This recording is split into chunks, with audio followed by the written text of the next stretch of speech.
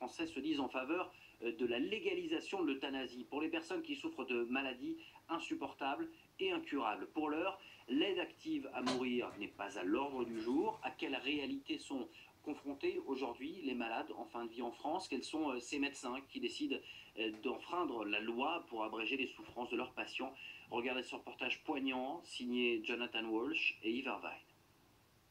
Comment vous vous sentez aujourd'hui? Je me sens très très bien. Claude Voisin a 76 ans. Atteint de tumeurs cancéreuses aux poumons, il est arrivé en soins palliatifs il y a 5 semaines. Je sais qu'il y a des gens qui m'entourent. Ce mot-là fait peur. Vous savez, lorsque on vous dit que vous êtes en soins palliatifs, en réalité, il y a un travail d'équipe, docteur, tout ça, infirmière, tu vois, plus les choses de la même façon. C'est tout. Voilà. Grâce à un personnel qualifié et à l'écoute, son état s'est sensiblement amélioré. Je me retrouve un petit peu transformé là. Je revois un petit peu, on va dire 4 mois en arrière. Un peu mieux, ah oui. Point de vue respiration, point de vue manger et tout. J'ai retrouvé le moral. Ce midi, on est venu m'offrir une petite coupe de Beaujolais nouveau. J'apprécie, si vous voulez. À tout à l'heure, monsieur Voisin. À tout à l'heure. Février là. Nous sommes à l'hôpital Jean Jaurès, dans le nord de Paris. 2 étages sont réservés aux soins palliatifs. Une quarantaine de lits au total et des patients en souffrance, pour beaucoup en fin de vie. 6 médecins, 60 infirmières et aides-soignants se relaient jour et nuit pour apaiser leurs angoisses et soulager leurs douleurs. Toute l'équipe est impliquée dans le choix des traitements. Ce jour-là, un nouveau patient vient d'arriver. On va introduire de l'hypnovène pour essayer de détendre un petit peu et puis que les mobilisations soient plus faciles. Quand on le rassure en touchant carrément, ça, il se détend et même Élise, tu l'as vu aussi. Pour les cas les plus graves, la sédation est possible. Le patient est alors plongé dans un coma artificiel. Une pratique exceptionnelle encadrée par la loi Leonetti de 2005. En phase terminale, elle peut avoir pour effet secondaire d'abréger la vie du patient. Les sédations se font sur des moments aigus, quand la douleur devient incontrôlable. C'est une décision qui se prend de façon collégiale, la sédation. Et dans la mesure du possible, avec l'accord du patient. Les textes en vigueur sont clairs. Pas question d'accélérer la mort de manière intentionnelle, même si le malade le demande. Ne pas être dans une obstination déraisonnable pour le patient et ne pas raccourcir la durée de vie spontanée. Les soins palliatifs se placent là, laisser la mort advenir en soulageant le maximum des symptômes des patients. Mais la formation des médecins et l'accès des malades aux soins palliatifs sont très insuffisants. Les zones rurales sont les plus mal loties. Le docteur Bernard Senet nous reçoit dans son cabinet du sud-est de la France. Donc là, ce sont des directives anticipées qui m'ont désigné comme personne de confiance, de gens qui me font confiance pour défendre leur volonté au moment où peut-être ils pourront plus s'exprimer.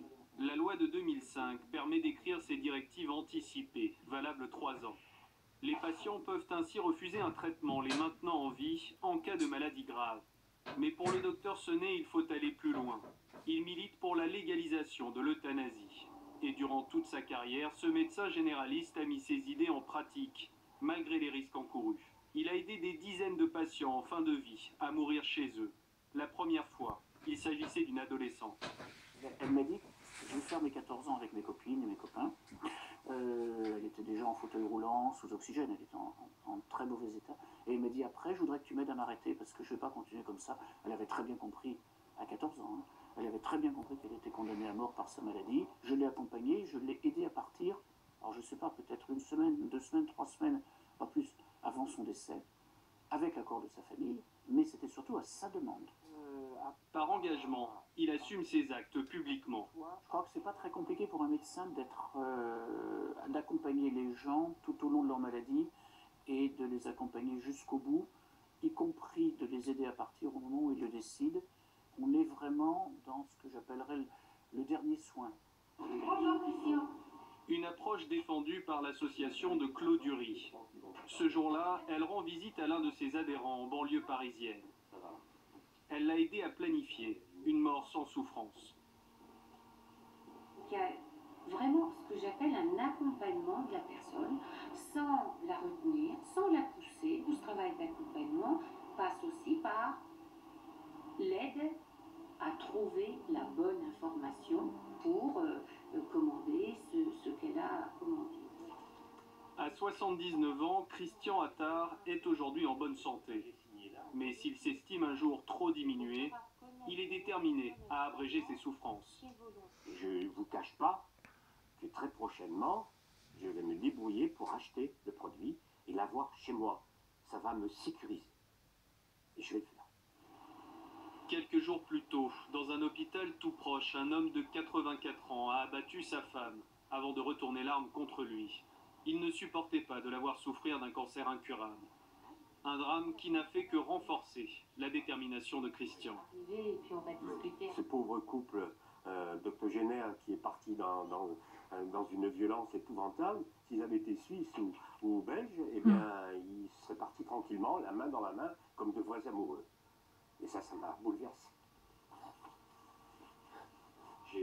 J'ai un compte. Interdite en France, l'euthanasie est aujourd'hui légale en Belgique, aux Pays-Bas et au Luxembourg. La Suisse, elle, autorise le suicide assisté. Et elle dit, moi je veux. Allez, plus léger, le journal des sports avec la Ligue 1.